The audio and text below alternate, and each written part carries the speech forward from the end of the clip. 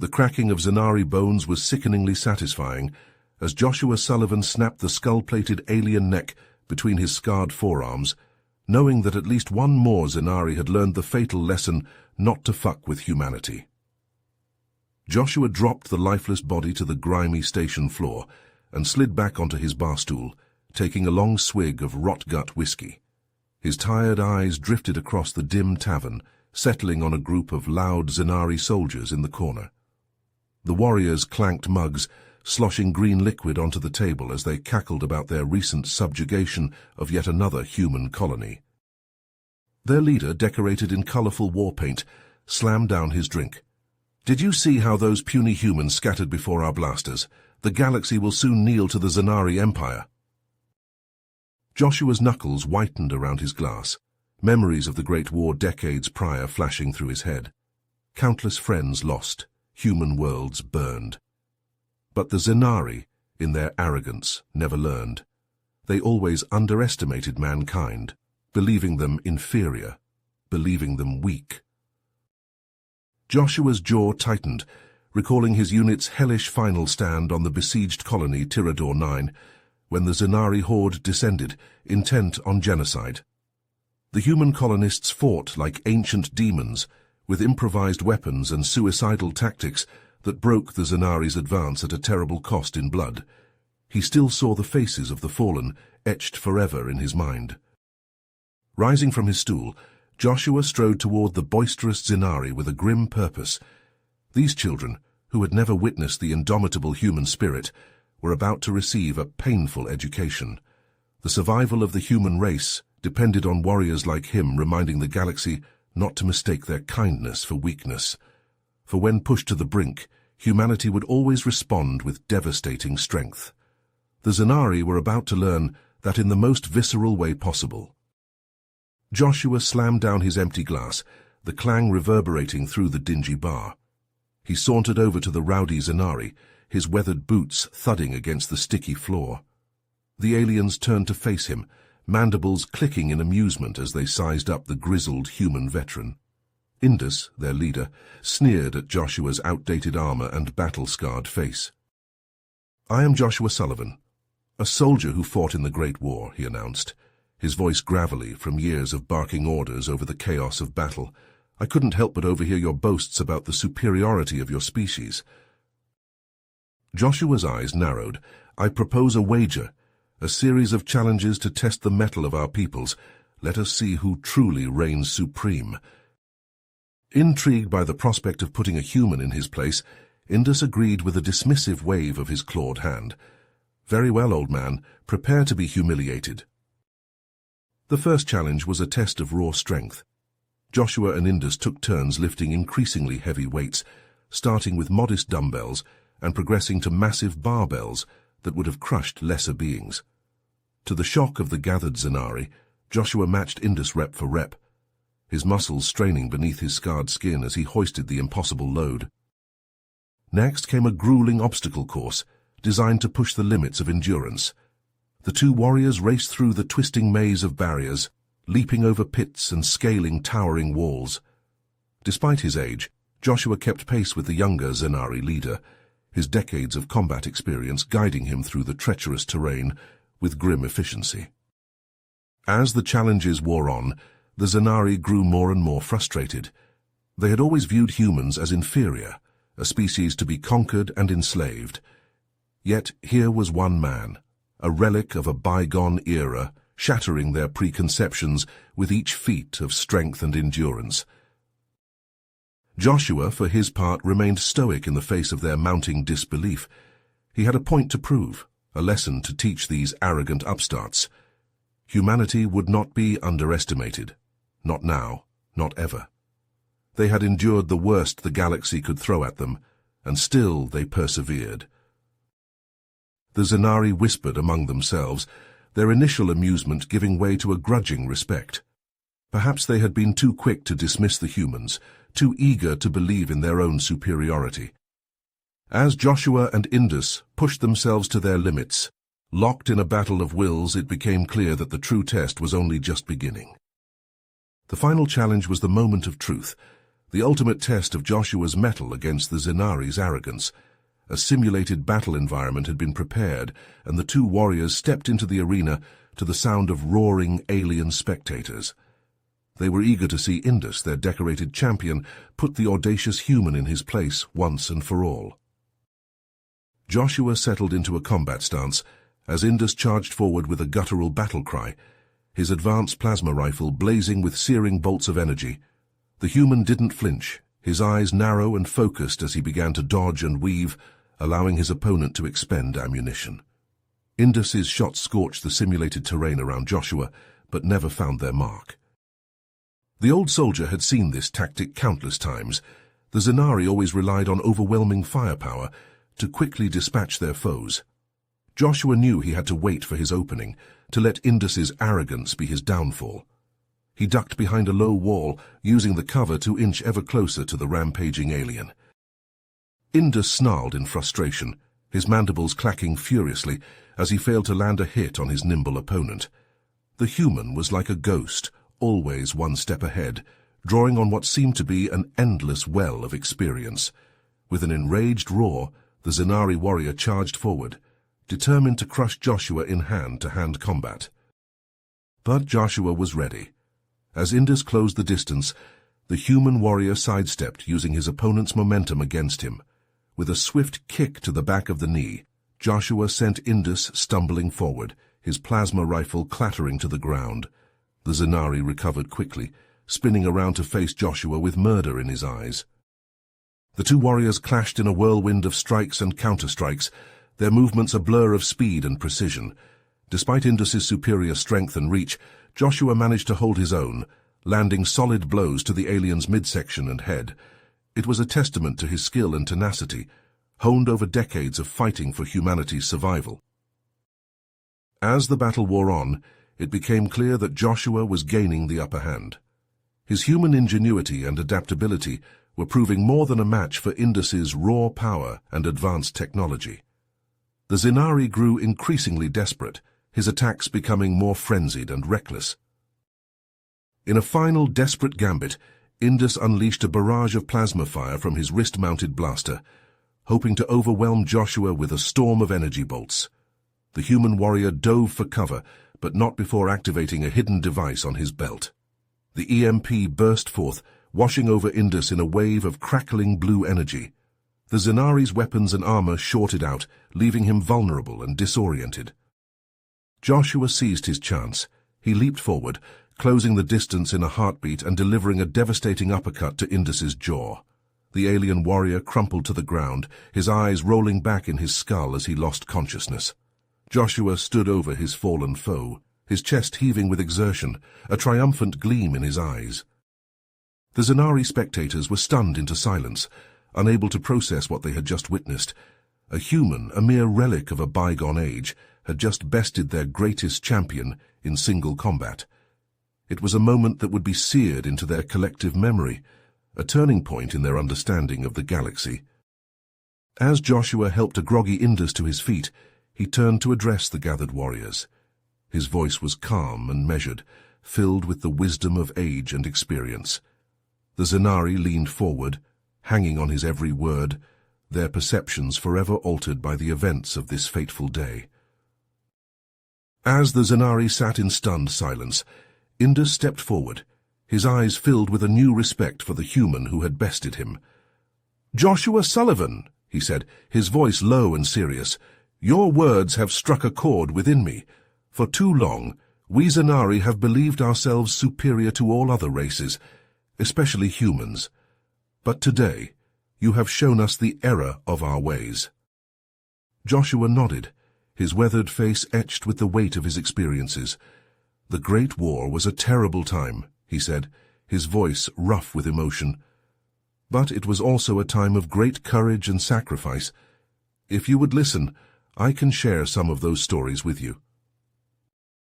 Indus and his warriors gathered around Joshua, their attention rapt as he began to speak. He told them of the human colonies that had fought to the last man against overwhelming Zenari forces, their bravery and determination in the face of certain death.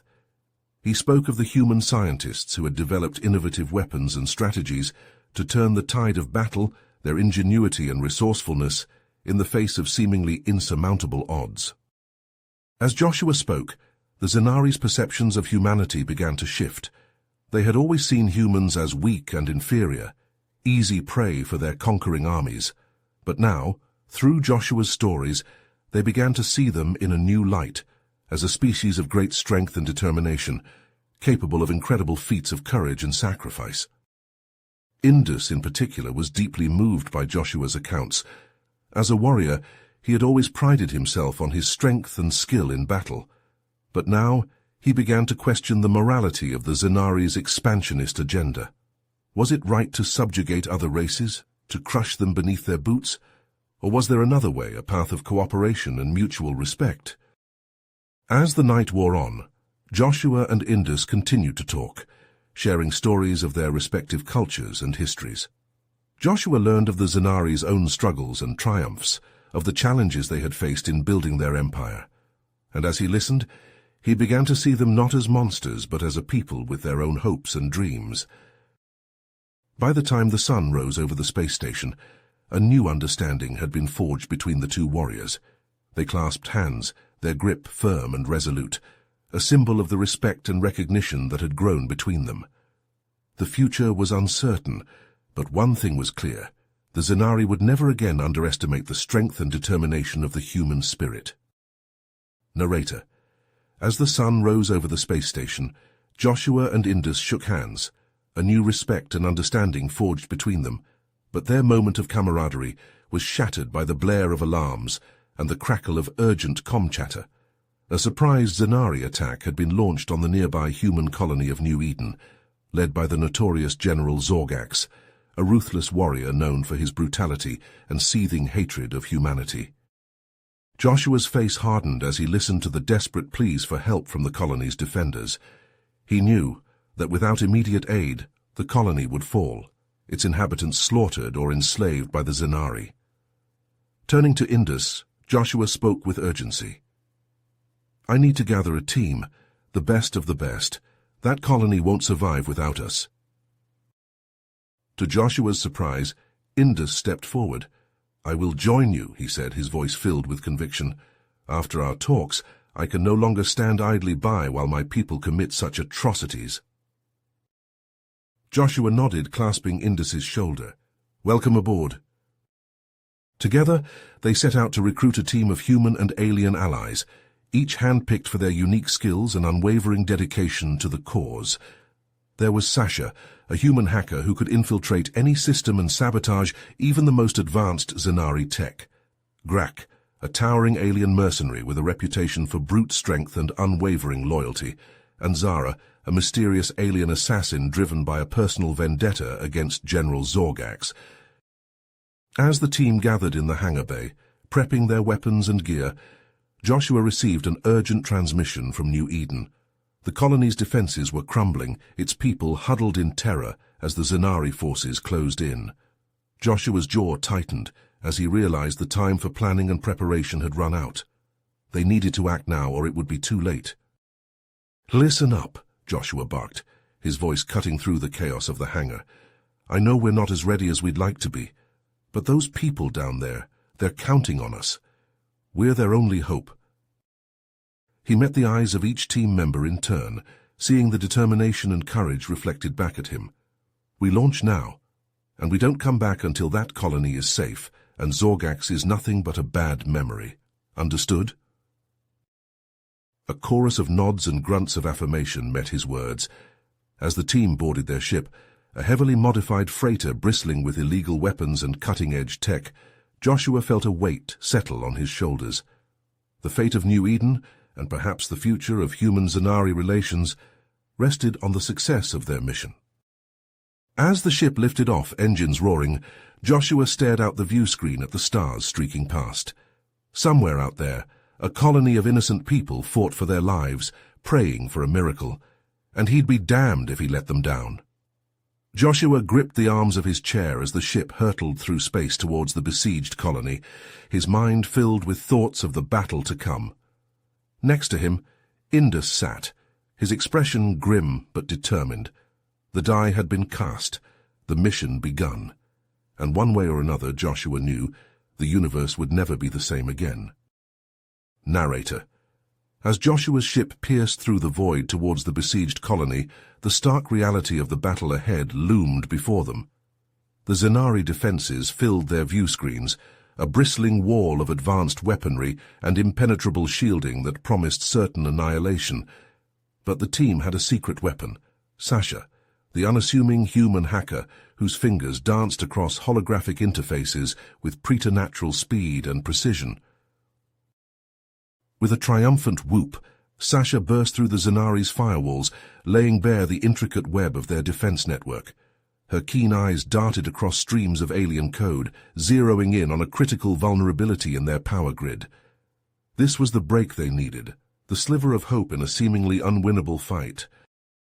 Joshua pored over the stolen schematics, his brow furrowed in concentration. The Zenari defenses were formidable, but not insurmountable. With Sasha's intel, a daring plan took shape in his mind, a two-pronged assault that would hit the enemy where they least expected it.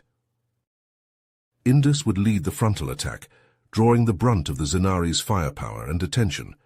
His intimate knowledge of their tactics and formations would be key to keeping them off balance, mired in confusion and disarray. Meanwhile, Joshua would lead a stealth team, Sasha, Grak, and Zara, behind enemy lines to sabotage their power generators and create an opening for the colony's evacuation. As the ship descended into the chaos of the battle, Joshua clasped hands with Indus, a gesture of unity and resolve between two former enemies turned unlikely allies. "Give 'em hell," Joshua growled, his eyes alight with the fire of determination. Indus replied with a fierce grin, his razor-sharp teeth glinting in the dim light of the cargo bay. "They won't know what hit them." With those parting words, the two teams split off, each bound for their respective missions. Indus and his squad hit the ground running, plasma rifles blazing as they charged headlong into the teeth of the Zenari defenses. Grak's massive frame shuddered with the recoil of his heavy repeater, each burst of fire sending scores of insectoid warriors scattering for cover. Joshua and his stealth team moved with silent precision, creeping through the twisted underbrush of the alien landscape. Sasha's handheld scanner pulsed with an eerie green light, guiding them towards the throbbing heart of the Zenari's power grid. As they neared their target, a sudden hail of plasma fire split the air, sizzling bolts of energy that sent the team diving for cover. A squad of elite Zenari soldiers emerged from the shadows, their chitin armor glinting with the colors of their general's personal guard. At their head strode the general himself, his eyes burning with malevolent glee as he leveled his pulse rifle at Joshua's head.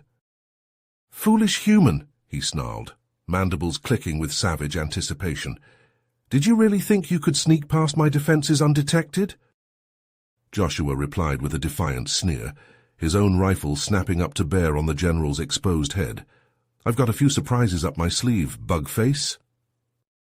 With those words, the battle was joined, a furious melee of flashing blades and searing plasma. Grak waded into the fray with a roar, his massive fists pulverizing Zenari drones with each titanic blow. Zara danced among the enemy, her lithe form a blur of motion, as she struck with lightning precision, leaving a trail of twitching corpses in her wake. But even with their formidable skills, the team was badly outnumbered, the weight of the Zenari's superior numbers threatening to overwhelm them. Joshua gritted his teeth, refusing to yield even as the enemy pressed in from all sides. They just needed a little more time, a few precious seconds for Sasha to work her magic. As if on cue, the Zenari general's armor suddenly sparked and sputtered, his weapons falling silent as the suit's power failed. Sasha flashed a triumphant grin from her perch behind a rocky outcropping, her fingers flying across her portable interface. "Now, Joshua," she cried, her voice ringing with urgency. With a final desperate charge, Joshua lunged at the general, his combat knife flashing in the alien sun. The two warriors collided in a clash of sinew and steel, their battle a microcosm of the larger war that had consumed their races for generations. The general was strong, his exoskeleton hardened by centuries of warfare, but Joshua had the edge in speed and agility, He ducked and weaved, striking at the chinks in the general's armor with relentless fury. Narrator. The clash of blades rang out as Joshua and the Zenari general dueled, their battle a furious whirlwind of flashing steel and sparks. The general pressed his advantage, his superior strength and reach, forcing Joshua back step by step. But Joshua refused to yield, his eyes alight with the fire of human determination. With a sudden burst of speed, Joshua ducked under the general's guard, driving his knife deep into the alien's side. The general roared in pain and rage, lashing out with a vicious backhand that sent Joshua sprawling to the ground. But Joshua was already moving, rolling to his feet and launching himself at the general once more. This time he feinted left before striking right, his blade finding the weak point in the general's armor and piercing his heart. But Joshua cut him off with a final brutal blow, severing the general's head from his shoulders. As the alien's corpse crumpled to the ground, Joshua turned to face the remaining Zenari soldiers, his blood-soaked blade held high. "Your general is dead," he shouted, his voice ringing with authority. "Lay down your weapons and surrender, or face the same fate."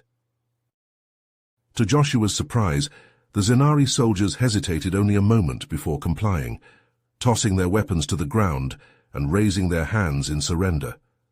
With their leader fallen, their will to fight had evaporated like mist in the sun.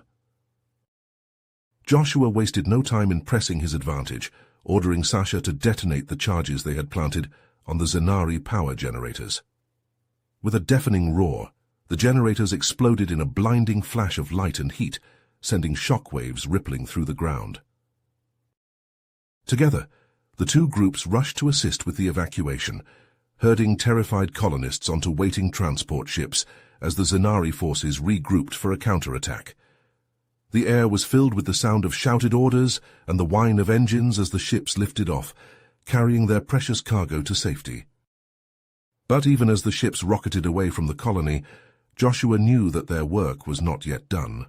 A group of stubborn colonists had refused to evacuate, insisting on staying behind to defend their homes to the bitter end.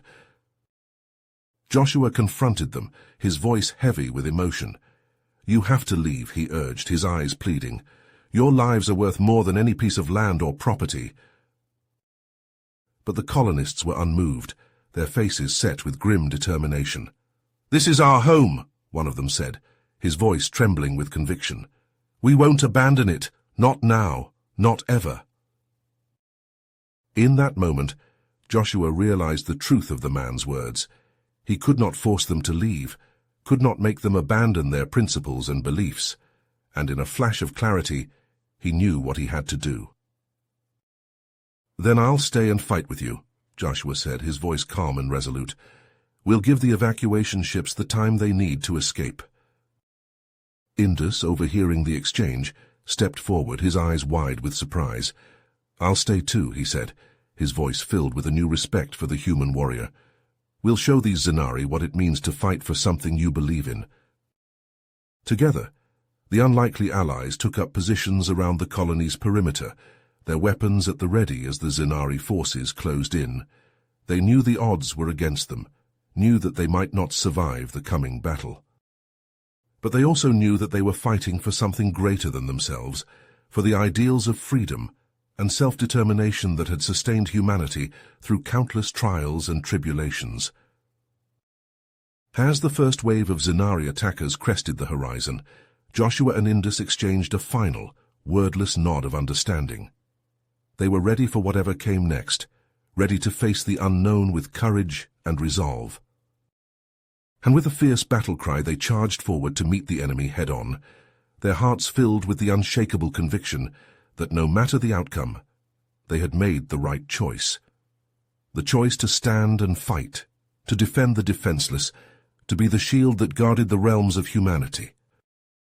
In that moment, as the battle raged around them, Joshua and Indus knew that they were not just two warriors from different worlds, but kindred spirits united by a common cause.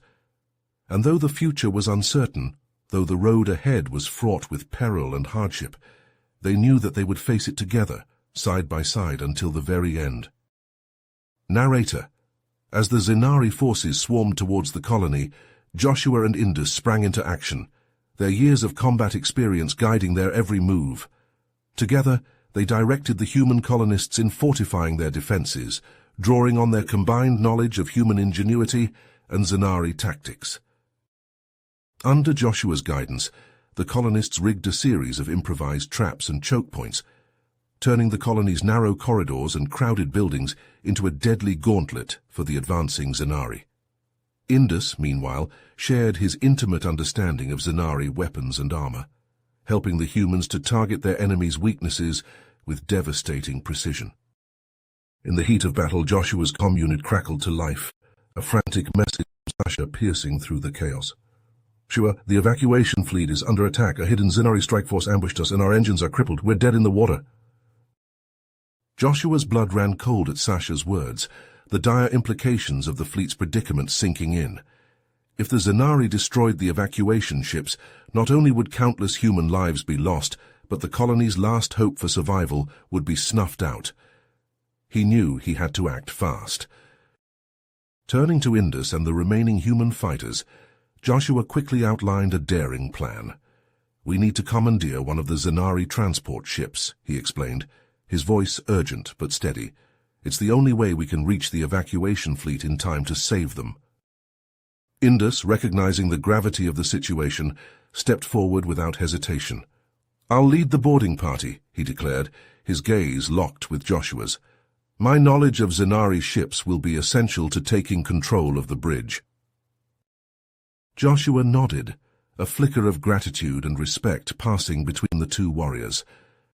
"I'll stay behind to coordinate the colony's defense," he said, his jaw set with grim determination. "We'll buy you the time you need to get that ship." With the plan set in motion, Indus gathered a hand-picked team of human and Zenari fighters, each one chosen for their skills and bravery. They slipped away from the colony under cover of darkness, making their way towards the Zenari landing zone with silent, deadly purpose. The boarding action was swift and brutal, Indus and his team striking with the speed and precision of a scalpel. They cut through the Zenari defenses like a hot knife through butter, their weapons flashing in the dim light of the alien ship's corridors. In a matter of minutes, they had seized control of the bridge, Indus taking the helm with a grim smile of satisfaction. Piloting the ship back towards the stranded evacuation fleet, they pushed its engines to their limits, racing against time and the looming specter of disaster. As they drew near to the beleaguered human ships, Indus's keen eyes spotted the telltale signs of the Zenari strike force, their angular vessels swarming around the crippled evacuation fleet like predators circling wounded prey. With a roar of defiance, Indus brought the transport ship's weapons to bear, unleashing a hail of fire that sent the Zenari scattering like leaves before a hurricane. Under the cover of Indus's withering barrage, the human civilians were swiftly beamed aboard the commandeered transport, their faces etched with relief and gratitude as they were plucked from the jaws of certain death. As the last of the evacuees were safely aboard, Indus wrenched the ship around, plotting a course back to the colony with all speed. But even as they raced towards their beleaguered comrades, Joshua and the remaining colonists found themselves in an increasingly desperate situation. The Zenari forces had redoubled their assault, pouring into the colony's streets with a fury that bordered on madness. Outnumbered and outgunned, the human defenders fought with the courage of cornered lions, but it was clear that they could not hold out much longer. In a moment of desperate inspiration, Joshua hit upon a final audacious plan, a last-ditch gambit to buy the evacuation fleet the precious minutes it needed to escape. It was a plan that would require every ounce of his cunning and courage, a plan that would test the very limits of his resolve. But Joshua knew with a calm certainty that bordered on fatalism that he had no choice. The fate of the colony and perhaps of humanity itself hung in the balance. Narrator. As the battle raged around them, Joshua knew that time was running out. With the Zenari forces pouring into the colony's streets and the evacuation fleet under heavy attack, he made a fateful decision. Gathering the remaining colonists, Joshua led them on a desperate retreat to the colony's central power core, a massive fusion reactor that powered the entire settlement. Once inside the cavernous chamber that housed the reactor, Joshua revealed his audacious plan. "We're going to overload the core," he said, his voice calm and measured, despite the chaos raging outside. "The resulting explosion will wipe out the Zanari forces and give the evacuation fleet the cover they need to escape." The colonists, exhausted and battered from the fighting, looked at Joshua with a mix of awe and trepidation. They knew what he was proposing, a sacrifice of unimaginable proportions. But as they looked into Joshua's eyes, they saw the unwavering determination that had brought them this far. One by one they stepped forward, volunteering to stay behind and defend the core long enough for Joshua to initiate the overload sequence. As Joshua worked feverishly at the reactor's control panel, the Zanari forces breached the colony's final defenses and stormed into the power core. The chamber erupted into a maelstrom of gunfire and plasma bolts as the colonists fought with everything they had to buy Joshua the time he needed. The battle was fierce and bloody, a desperate struggle fought hand to hand and room to room. The colonists, armed with nothing but their courage and their faith in Joshua's plan, held the line against wave after wave of Zanari attackers. Joshua himself was a whirlwind of motion, his rifle flashing as he took on a group of Zanari elite soldiers. Despite their advanced armor and weapons, the aliens were no match for Joshua's years of combat experience and unwavering resolve. He fought like a man possessed, driven by the knowledge that the fate of the entire colony rested on his shoulders.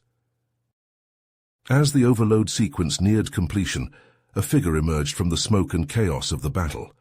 It was the Zanari general, his eyes blazing with hatred and determination. He had managed to escape captivity and was now hell-bent on stopping the humans' plan at any cost. Joshua turned to face the general, knowing that this was the moment of truth. The two warriors squared off, each representing the best and worst of their respective species. The general, a product of a ruthless and unyielding empire, driven by a belief in his own superiority. Joshua, a soldier forged in the fires of war, fighting for the survival and freedom of his people.